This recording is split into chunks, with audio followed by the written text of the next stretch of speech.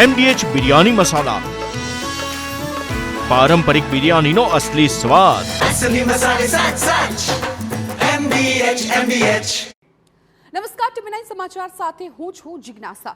રાજકોટથી અત્યારે ખૂબ જ મહત્વપૂર્ણ સમાચાર મળી રહ્યા છે। ગોંડલના રાજકારણને લઈને ખૂબ મોટા સમાચાર સામે આવ્યા। રાજુ સોલંકી અને જયરાજસિંહ જાડેજા વચ્ચે સમાધાન થયું હોવાની જાણકારી મળી રહી છે।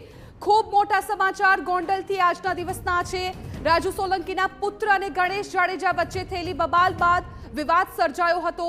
મારામારીના કેસમાં ગણેશ જાડેજા જેલમાં પણ ગયા હતા અને આજે ગોંડલમાં ધારાસભ્યના બંગલા પર સમાધાન થયું હોવાની જાણકારી મળી રહી છે। આપને જણાવી દઈએ કે દલિત સમાજના આગેવાનો પણ હાજર રહ્યા હતા તેવી પણ અત્યારે જાણકારી મળી રહી છે।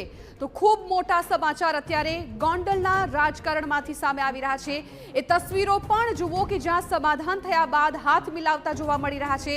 રાજુ સોલંકી અને જયરાજસિંહ જાડેજા વચ્ચે સમાધાન થઈ ગયું હોવાની જાણકારી મળી રહી છે।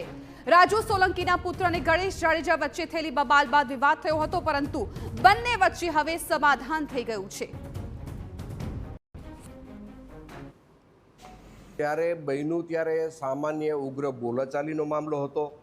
આ મામલો વધીને 2 દિવસમાં બનાવ પછી પૂરો થવાનો હતો, પણ રીબડા અનિરુદ્ધે આખા પ્રકરણને ગેરમાર્ગે દોરવા માટે રાજુ સોલંકીને કાંઈ કીધું, સમાધાનનું કાંઈ વાત કરી, આ તે વાત કરી, પૂરેપૂરા સમાજને ગુમરાહ કરવામાં જો મુખ્ય ફાળો કોઈનો હોય તો રીબડા અનિરુદ્ધનો રહ્યો છે। રાજુ સાથે બેઠા પછી મને ઘણી વાતની ખબર પડી કે આ પ્રકરણમાં રાજુ કંઈ દોષિત છે જ નહીં, અને આ પ્રકરણને અવળો રસ્તો ચીંધાડવા માટે, આખી વાતને ગુમરાહ કરવા માટે અને પ્રકરણને આખું ડાયવર્ટ કરવા માટે માત્ર ને માત્ર જો આમાં કોઈનો હિસ્સો હોય તો આ પ્રકરણને ગેરમાર્ગે દોરવામાં રીબડા અનિરુદ્ધનો હિસ્સો છે। કોઈ મોટા પૈસાનો સોદો કરીને સમાધાન કર્યું છે તો હું સ્પષ્ટતા કરું છું કે આ સમાધાન બાબતે રાજુ સોલંકીએ એક પણ રૂપિયો મારી પાસેથી લીધેલો નથી, એની હું નિષ્ઠાથી ચોખવટ કરું છું। રાજુ સોલંકીએ જરૂર મારી પાસે એક વાત રજૂ કરી છે, પણ એમાં રાજુ સોલંકીનો કોઈ સ્વાર્થ નથી।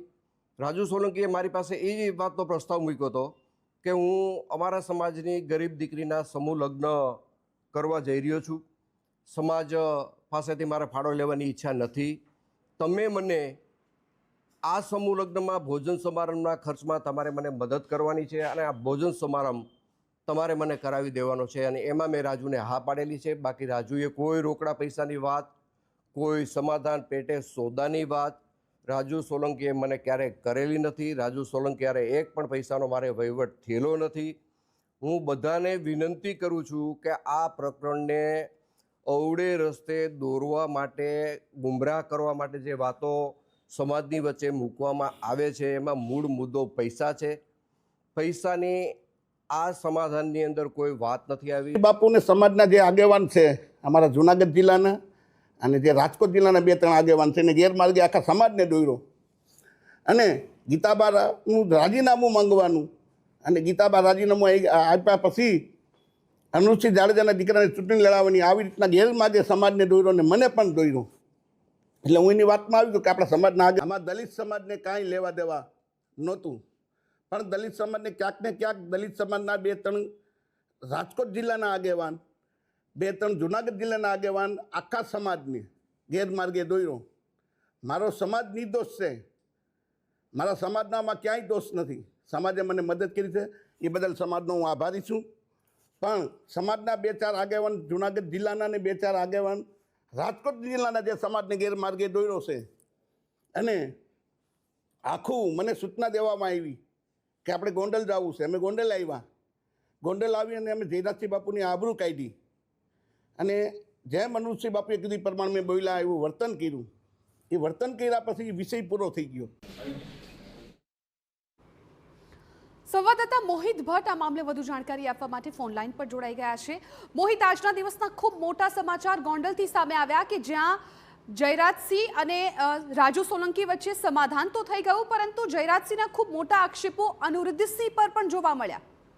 સ્પષ્ટપણે છેલ્લા ઘણા સમયથી જે રાજકોટ અને રીબડા વચ્ચે જે યુદ્ધ છે તે ચાલી રહ્યું છે ને ક્યાંક ને ક્યાંક જે જયરાજસિંહ છે તે અગાઉ પણ એવો આક્ષેપ છે તે કરી રહ્યા હતા કે રાજુ સોલંકીના પુત્ર અને જે મારમારોનો આખો મામલો હતો તેને રાજકીય રૂપ છે તે આપવામાં આવી રહ્યું છે અને આ જે પ્રકારે જયરાજસિંહ દ્વારા આક્ષેપ કરવામાં આવ્યું છે કે અનિરુદ્ધસિંહના કહેવાથી આ પ્રકારનું રાજકીય રૂપ છે તે આપવામાં આવી રહ્યું છે. આજના દિવસે અગાઉ પણ એક વિડીયો છે તે વાયરલ થયો હતો જેમાં રાજુ સોલંકી છે તેનો ભાઈ છે તે ગણેશ ગોંડલ સાથે એક જગ્યાએ જોવા મળ્યા હતા અને આ વિડીયો સામે આવ્યો હતો ને આજે હવે જે જયરાજસિંહના બંગલા ગોંડલ ખાતે જ જે રાજુ સોલંકી અને જે જયરાજસિંહ જાડેજા છે તે બંને વચ્ચે સમાધાન છે તે થયું છે. આગામી દિવસોમાં બંને કોઈ પણ પ્રકારનું વૈમનસ્ય ઊભું ન થાય તે દિશામાં અને જે દલિત સમાજના વિકાસના કામો યોગ્ય રીતે થાય તે રીતે તેઓ આગળ વધશે તેવો પણ દાવો છે તે કરવામાં આવ્યો છે. રાજુ સોલંકી દ્વારા પણ જે આક્ષેપો છે તે કરવામાં આવ્યા છે કે આખી ઘટનાને જે ગોંડલ અને રીબડા વચ્ચેના